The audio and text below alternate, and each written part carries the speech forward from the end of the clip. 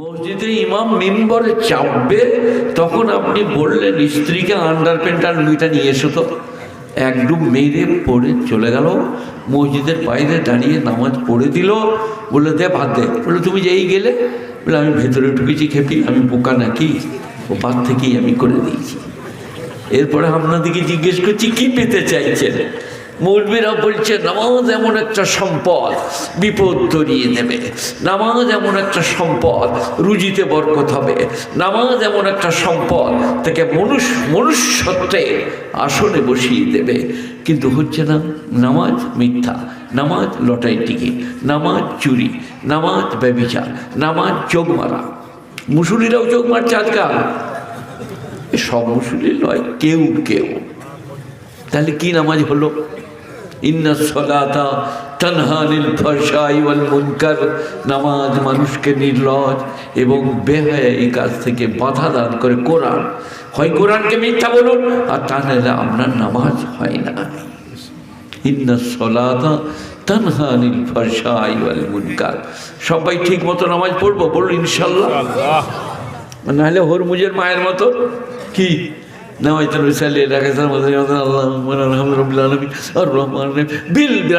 মুরগি ছানাকে লিলবে, তারপরে বললে তৌবা তৌবা তৌবা তৌবা। এটা রোনা লাইলা তৌবা। রোনা লাইলার আপনারা শুনেছেন? ঘরের লোকে বলছে জেন ভূত পেয়েছে, পাড়া প্রতিবেশী বলছে কেউ দোয়া তাবিজ করেছে, কি করে বলি গো আমার কারোর সাথে প্রেম হয়েছে। তৌবা তৌবা তৌবা তৌবা। ফেরেশতারা বলছে ই কি তৌবা রে। তো মেয়েদের তো ওরা ওইরকম বুঝলেন, বাসি ভাত তোবা তো বাঁচতে করে না।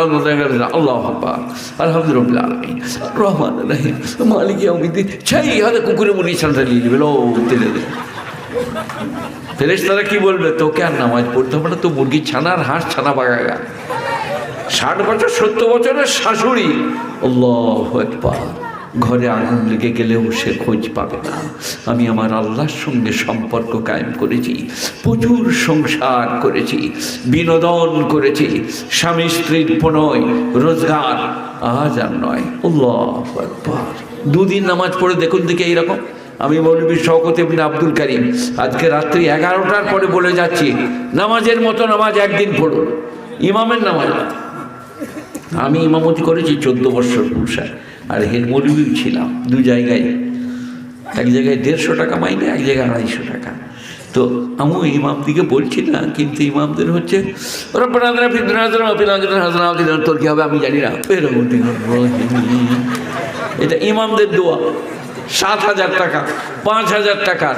আর আমি বলে যাচ্ছি জাতের বেটা বসে আছে, নামাজ হবে না।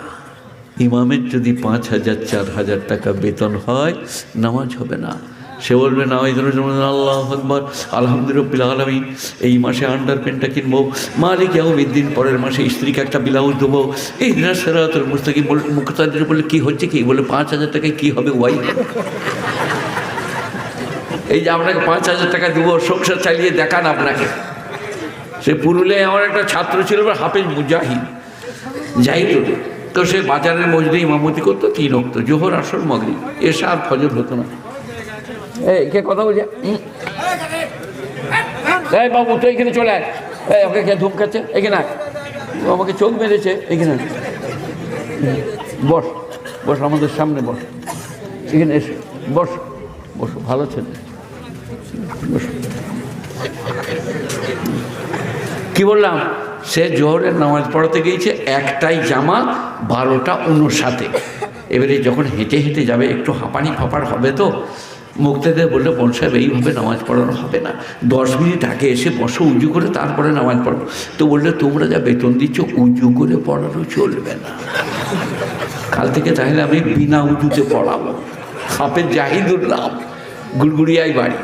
তো আমাদের যা অবস্থা বুঝলেন, নামাজের, ইমামের ভক্তি, ইমামের ভালোবাসা। What do you read? I read in class 5। বলবো what is your name? My name is Mohammad Shaukat Ali Ibne Abdul Karim. 500 টাকা মাস্টারকে। কত? 500 টাকা। আলিফ বা তা আসা, জিম হা খ, আলিফ বা তা আসা, জিম হা খ। এক কাপ লাল চাও নাই, আর মাসের শেষে বলছে আমাদের মসজিদে ইমামতি করে ওকে বেতন দিই, ওকে আবার পয়সা কেনা লাগবে গো।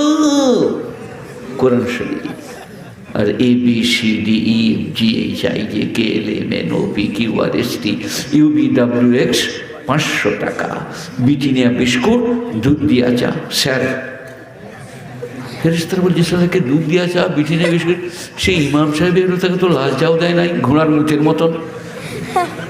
এই যে হাসছেন যে, আপনাদের অবস্থাটা বলছি। মৌলবি আর সাধারণ লোক, আসমান আর জমিন ধরো, নাইবে নবী মৌলবীরা, আলেমদের কদর কই, ভালোবাসা কই। আসসালামু আলাইকুম হজরত, ভালো আছেন, দোয়া করবেন। কত খরচ হলো এইটাই? এই যে আসসালামু আলাইকুম হজরত, ভালো আছেন, দোয়া করবেন, এটা কত খরচ হলো? কেউ মুসাফা করবে না, সালামও দেবে না, একবারে এড়ে গরুর মতন মুখটা করে পেরিয়ে যাচ্ছে। এই সালা আমি কি করলু রে? বলে মৌলবি দেখলি না আমার জান চলে যায়। ওই যে নামাজ পড়তে বলে, রোজা রাখতে বলে, হজ করতে বলে, বিবিকে ভালোবাসতে বলে, ছেলেদিকে ভালো করতে, মানুষ করতে বলে, এটাই মানুষ বেজার। নবীজির দাড়ি, রবি ঠাকুর এমন দাড়ি রাখলে, রবি ঠাকুরের গালগুলো 78 বছর বয়সে মনে হচ্ছে 24 বছরের ছেলে। দাড়ি রাখলে সকলের লাভ, হিন্দু মুসলিম যেই হোক, যে দাড়ি রাখবে তার লাভ হবে, দৃষ্টিশক্তি ভালো থাকবে, দাঁত ভালো থাকবে, সিঁড়ি বৃদ্ধি পাবে, আর কি নবীজির আদর্শ পালন করা হবে। সে যেই হোক, যেই রাখবে। মুসলমান ছেলেরা দিন কত কী করছিল বলেন? মাথার এই ধার থেকে চুলগুলো নাই, আমার সারা এই গরু চুরি করেছি কি রে? আগে গরু চুরি করলে আমরা যখন ক্লাস 6-7 পড়তাম তখন মাথার চুল কেটে দিত চোরের, এই ধারটা নাই। দেখছি কারো কোনো ছেলেদের এই ধারটা চুল নাই। বলো এটা কোথা পেলে বাবু? বলছি একজন প্লেয়ারের দেখে করেছে। আবার একজনা দেখছি এইখানে মাঝখানটা কাঁচি করে সরু পারু কেটে দিয়েছে। বলি এটা কি? পুরো আপনি শোনেন নাই নাকি? সিনেমার গান গো। কি বড় দিন দেখি, কে বলতে পারে? হ্যাঁ,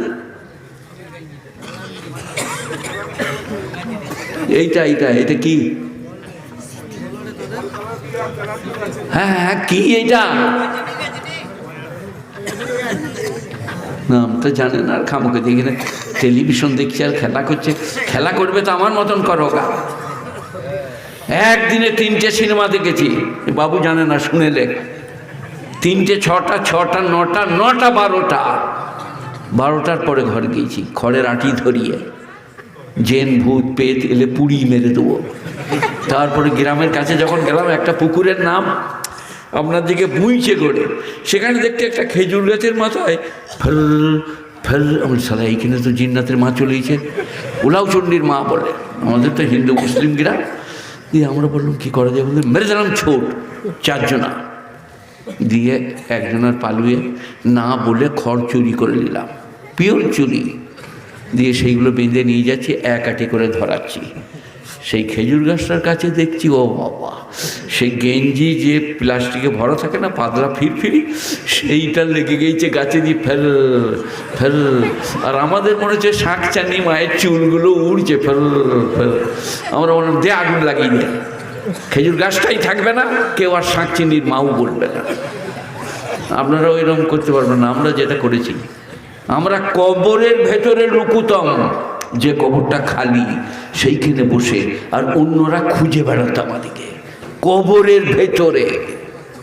আমাদের যারা সিনিয়র, তারা ওই তাল গাছে তাল কুড়ুতে গেলে তারা আম গাছে পা ঝুলিয়ে আমাদের মাথায় ফ্রাম করে মেরে দিত, দিয়ে বলতো মানে জিন্নাত আর কি। আমরা সালা এই তো আম গাছ থেকে মারলেই তো সে মার মনে হচ্ছে না।